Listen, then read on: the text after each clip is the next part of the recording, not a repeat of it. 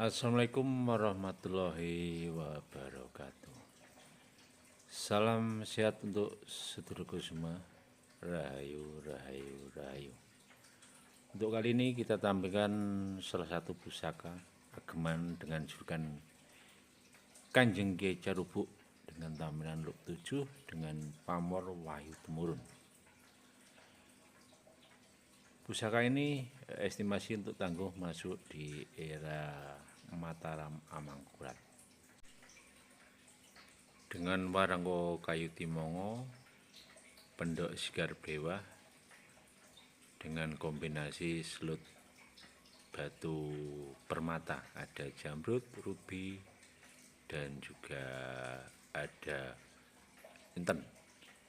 Terima kasih, salam budaya untuk semua. Rahayu, rahayu, rahayu.